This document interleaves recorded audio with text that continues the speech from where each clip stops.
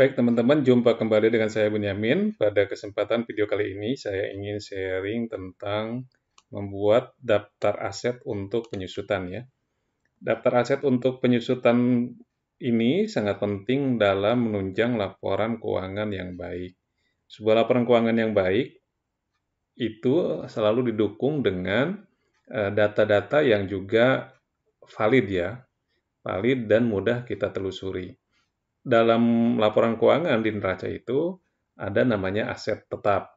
Aset tetap itu bisa berupa bangunan, peralatan, ataupun kendaraan.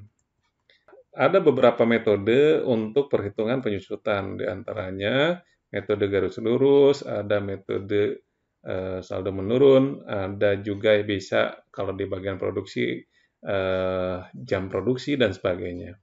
Eh, saya tidak akan bahas dulu untuk metode itu, tapi saya akan bahas atau coba gunakan salah satu metode yaitu metode garis lurus yang hanya menghitung metode garis lurus itu hanya menghitung nih harga perolehan dikurangi nilai sisa dibagi umur ekonomis ya.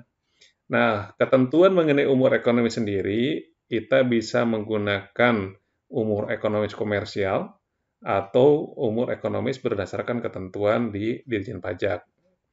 Dalam ketentuan Dirjen Pajak ada kelompok 1, kelompok 2, dan sebagainya. Mungkin teman-teman bisa searching ya untuk ketentuannya. Contoh misalkan bangunan.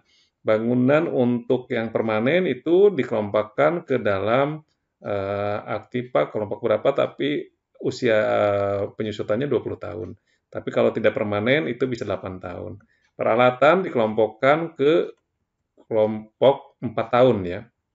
Tapi kalau secara komersil tentu bisa menggunakan 5 tahun dan sebagainya. Hanya nanti konsekuensinya pada saat perhitungan untuk pelaporan pajak, kita harus ada penyesuaian untuk perhitungan penyusutannya. Jadi saran saya adalah kita ikuti aja ketentuan yang ada di Dirjen Pajak ya, ketentuan tentang perpajakan untuk perhitungan penyusutan. Nah, saya sudah coba buat formatnya seperti ini nama koperasinya, ini tahun awal, tahun berjalan. Ini fungsinya nanti untuk menghitung atau mengotomatisasi tahunnya seperti ini ya, tahun 2020, 2019, saldo 2019, saldo tahun 2020. Kalau kita coba ganti ini dengan 2018, maka yang akan muncul adalah 2018 dan 2019 ya ini ya. Yang ini 2018, 2019. Jadi nanti kita akan memudahkan untuk penyesuaian tahunnya kalau kita ingin buat untuk tahun berikutnya. Ini kita buat karena tahun 2020 berarti saldo awalnya 2019, kita akan hitung penyusutan untuk tahun 2020. Nah, untuk tabelnya sendiri saya sudah buat seperti ini. Boleh teman-teman bisa ikuti atau bisa klik sendiri juga tidak apa-apa. Yaitu nomor, tanggal ini adalah tanggal perolehan nanti, lalu ada nomor bukti, keterangan. Keterangan itu untuk seperti ini, pembuatan toko koperasi ini bangunan non permanen misalkan. Nanti kalau peralatan, misalkan ada rak toko dan sebagainya. Lalu kode ini bisa menggunakan kode asetnya, kode akunnya, lalu jumlahnya berapa, misalkan rak toko misalkan bisa 2, bisa 3, kan gitu. Umur ekonomis, karena ini semi permanen, saya gunakan misalkan ini 8 tahun ya. Ini kita ketengahkan outnya, lalu harga perolehan misalkan untuk membangunnya 75 juta. Nilai sisa itu juga tergantung kebijakan. Apakah nilai sisanya mau ada nilai sisa setelah aset itu habis umur ekonomisnya, masih ada nilai sisa atau tidak. Contoh misalkan kalau kendaraan kita susutkan 4 tahun, mungkin masih ada nilai untuk bisa dijual sehingga kita bisa menetapkan nilai sisa. Tapi kalau misalkan untuk rak toko, boleh saja misalkan nilai sisanya kan paling di kilo atau di apa kan gitu ya. Tinggal mungkin 100.000 atau berapa, kalaupun misalkan ini kita buat 0.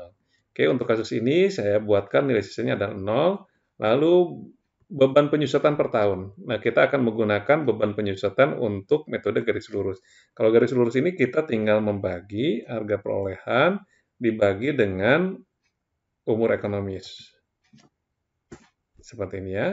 Atau kalau ada nilai sisanya, ini adalah kita kurung buka, harga perolehan dikurangi dulu dengan nilai sisanya. baru dibagi dengan umur ekonomisnya. Seperti ini. Lalu ini saya hapus dulu rumusnya. Beban penyusutan per bulan kita tinggal bagi saja. Ini dibagi dengan 12 bulan ya. 781.250 rupiah penyusutan per bulannya. Nah, untuk 2020 ini berapa bulan penyusutannya? Karena kita ini diperoleh 2016 dan jangka waktunya 8 tahun, berarti masih ada umur usianya. Anggapnya ini 12 bulan ya untuk 2000 ini. Jadi penyusutannya sama. Nah, ini saldo tahun 2019. Saldo 2019 misalkan ini adalah sama dengan harga perolehannya, 75 juta. Kita ambil rumusnya dari sini, 75 juta. Lalu penambahan pengurangan, ini rumus untuk ini saya hapus dulu. Untuk menghitung ininya tinggal perolehan ditambah dengan penambahan, apakah ada penambahan atau tidak, dikurangi dengan pengurangannya. Ini matematis sederhana saja, 75 juta karena tidak ada penambahan. Ini saldo, oke saya coba hapus dulu ya, supaya kita sama-sama rumusnya. Untuk rumus akumulasi penyusutan sama aja dengan ini, dengan apa? Dengan perolehannya, tinggal saldo ditambah beban penyusutannya, akumulasi penyusutannya, dikurangi dengan pengurangan akumulasi penyusutan. Nah, ini saldo tahun 2019, kita lihat di sini diperoleh tanggal 26 Februari 2016. Nah, kalau kita coba tes di laporan pajak, ini kita di pajak itu tidak mengenal tanggal ya. Jadi kalau kita sudah masukkan bulan Februari, maka dia akan menghitung penyusutannya itu mulai bulan Februari. Tapi dalam akuntansi komersil, misalkan kalau tanggal perolehannya lebih dari tanggal 15, maka untuk bulan Februari tidak dihitung. Itu tergantung teman-teman mau menggunakan yang mana. Nah, dalam kasus ini kita coba saja, ini penyusutan akan dihitung mulai dengan bulan Februarinya ya. Jadi ketika tanggal pembelian, tanggal perolehan, maka kita sudah hitung penyusutannya tanpa memperhatikan apakah itu akhir bulan atau awal bulannya. Jadi ini berarti untuk 2016 itu sebanyak 11 bulan, dimulai dari Februari. Kecuali Januarinya kan kita nggak hitung. Jadi untuk 2016-nya 11 bulan, kalau kita sampai 2019 berarti 3 tahun 11 bulan, 36 tambah 11 bulan ya, jadi 47 bulan. Jadi tentu ini akumulasi penyusutan yang sudah berjalan itu adalah 37 bulan dikalikan dengan penyusutan per bulannya ya, ini 71.250.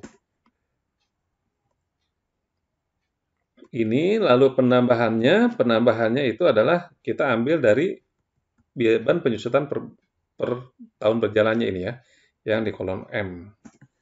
Nah, sehingga ini adalah akumulasi penyusutan hingga akhir tahun 2020 itu adalah 38.281.250 sekian. Nah, ini saldo tahun 2020, ini adalah saldo untuk nilai buku ya. Nilai bukunya saldo tahun 2020 berarti tinggal mengurangi 75 juta ini harga perolehan. Mana harga perolehannya ini dikurangi dengan nilai bukunya.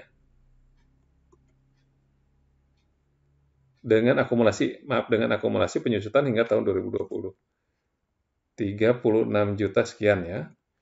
Nah, nilai yang masih harus disusutkan berarti ini harga perolehan dikurangi dengan nilai sisanya, tetap nilai sisanya kita perhitungkan, dikurangi dengan nilai bukunya ya, nilai bukunya ini. Jadi masih ada 38 juta lagi sekian yang masih harus disusutkan setelah tahun buku 2020. Oke, ini untuk kasus bangunannya. Misalkan ini kita kasus untuk rak tokonya ya, format sel. tetap ini kita coba lihat tanggalnya, pakai date. Ini 14 bulan 3, anggap saja misalkan ini 10 juta ya. 10 juta, nilai sisanya kita anggap juga 0.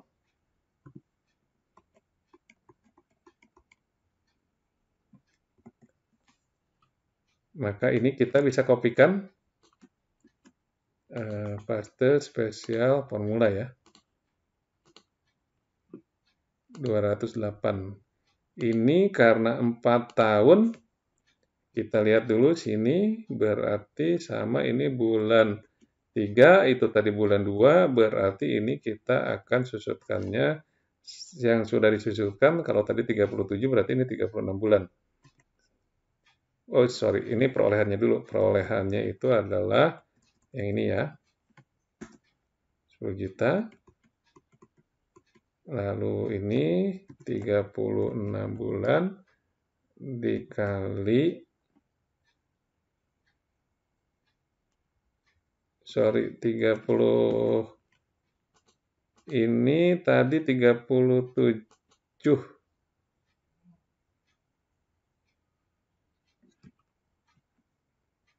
3 tahun 36 tambah 10, 46 ya. Ini 46 sama dengan ini 46 dikali penyusutan per bulannya. Ini sorry, ini bukan 37 ya, tapi 47 ya. Karena udah 33 tahun 11 bulan ya.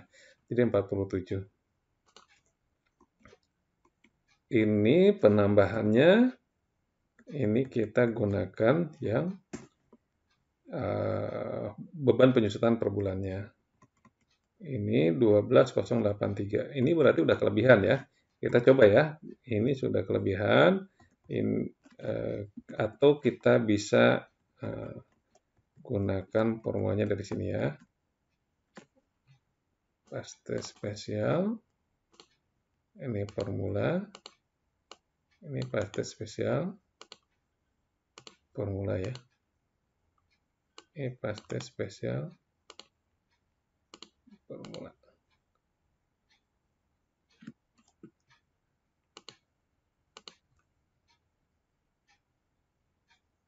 Oke, ini agak kurang pas ya rumusnya.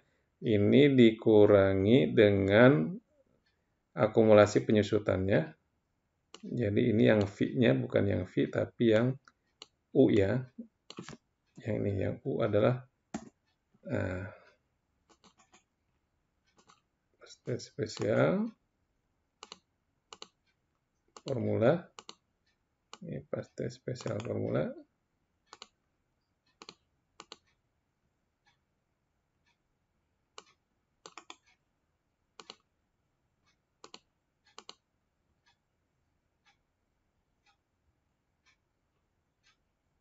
Ini udah minus, kita lihat formatnya, ini nggak kelihatan ininya, format cell,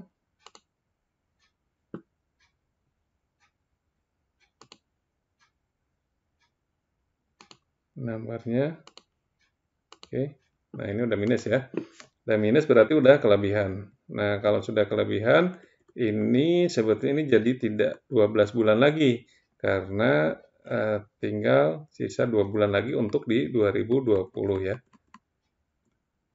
Nah, sehingga ini nilai sisanya 0 ya, nilai buku 0, yang disusulkan juga 0. Seperti itu perhitungannya. Kalau ada penambahan seperti apa? Kalau ada penambahan, misalkan kita coba penambahan untuk kendaraan ya. Kendaraan, misalkan sepeda motor, kita masukkan bulan 4 2020. Kita pembelian kendaraan sepeda motor ini misalkan 1840 ya. 1840, sorry, 1840, 1 unit, umur ekonomisnya 4 tahun, misalkan motor itu dibeli sekarang itu 20 juta ya, sekitar 20 jutaan, 4 tahun motor itu mungkin kita coba gunakan nilai sisa. Misalkan kira-kira setelah 4 tahun masih laku lah 5 jutaan ya. Oke. Ini kita bisa kopikan saja formulanya dari sini.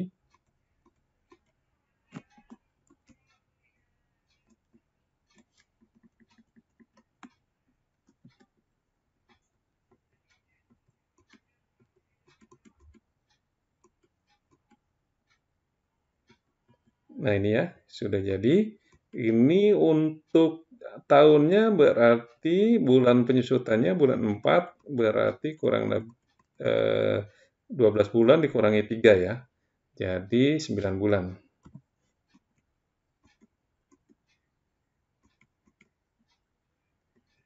Nah, ini karena saldo awalnya 2019, ini saldo awal 2019 berarti penempatannya tidak di sini ya. Ini masih 0 ya. Nah, di sini adalah ditambahkan 19. Sorry, ini adalah ambil datanya yang ini ya, sama dengan data untuk perolehan yang baru. 20 juta. Sehingga saldo di 2020 itu kendaraan ada nilainya 20 juta rupiah ya. Ini penyusutannya masih 0. Sorry, karena kan ini baru dibeli di tahun 2020 ya. Jadi saldo awal tahun 2019-nya kita buat 0. Berarti penyusutannya tahun 2020 itu 2.800.000 sekian. Nah, ini nilai sisanya 17 juta nilai bukunya. Tahun 2012, tahun 2020 adalah 17.187.500 sekian. Ini yang masih harus disudutkan sebesar 12.187 rupiah ya. Nah, sangat mudah sekali membuatnya. Jadi ini adalah data pendukung untuk laporan keuangan. Ini yang nilai-nilai yang disajikan dalam daftar aset ini harus sama persis dengan nilai yang disajikan di dalam laporan keuangan, terutama di bagian neraca ya. Jadi formatnya seperti ini, teman-teman bisa silakan kalau memerlukan bisa ikuti. Perhitungannya juga mudah, tinggal matematis sederhana ya. Urutannya seperti ini, nomor, tanggal, nomor bukti, keterangan, kode, jumlah, umur ekonomis, harga perolehan, nilai sisa, beban penyusutan per tahun, beban penyusutan per bulan, jumlah bulan. Lalu beban penyusutan total berjalan. Ini perolehan, saldo awal tahunnya, silakan tahun berapa, ada penambahan, ada pengurangan, ada saldo tahun 2020-nya atau tahun akhirnya. Ini akumulasi penyusutan 2019, penambahan, pengurangan, lalu saldo tahun 2020-nya. Ini nilai buku ya. Nah, kalau kita mau menghitung untuk 2021-nya, ini kita tinggal kopikan. Misalkan ini, kita move to N. Ini kita jadikan 2021 ya. Ini tambahkan 2020. Ini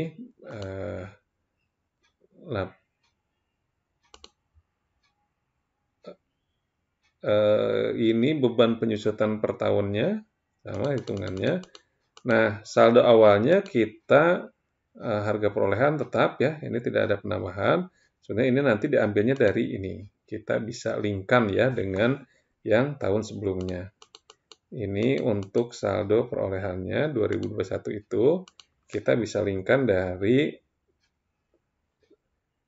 ini tahun 2020, perolehan yang 2020.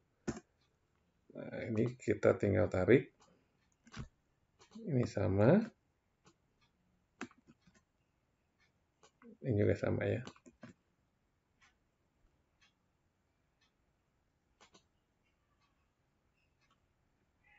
Ini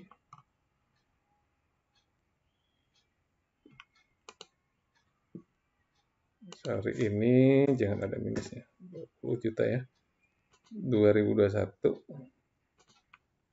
Nah, ini berarti 2020 kan sudah masuk ya. Berarti ini kita nolkan. Nah, yang ini ya. Ini kan sudah saldo awalnya sudah ada di sini. Berarti yang ini tidak perlu kolom penambahannya nih, perolehan untuk penambahan. Kita buat kosong ya. Nah, untuk akumulasi penyusutannya juga sama. Kita bisa tarik datanya dari tahun 2020 ini. Untuk ini ya, saldo akhir 2020.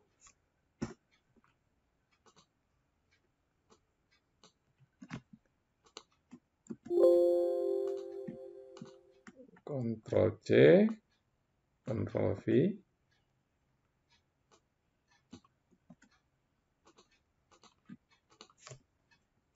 Nah, ini minus. Nah, ini berarti tidak perlu lagi penyusutan. Ini 0 aja. Oke, sehingga ini tidak perlu disusutkan lagi karena dia sudah habis ya. Lalu yang ini, kita ini 2020 berarti untuk 2021-nya full 1 tahun. Jadi kita anggap buat ini 12 bulan ya. Seperti ini. Nah, ini nilai penyusutannya. Nah, sehingga kita setiap akhir tahun, kita sudah bisa menghitung berapa sudah punya daftar untuk daftar aset dan daftar penyusutannya serta nilai bukunya. Baik, teman-teman, itu saja yang bisa saya sharingkan pada kesempatan kali ini. Terima kasih. Assalamualaikum warahmatullahi wabarakatuh.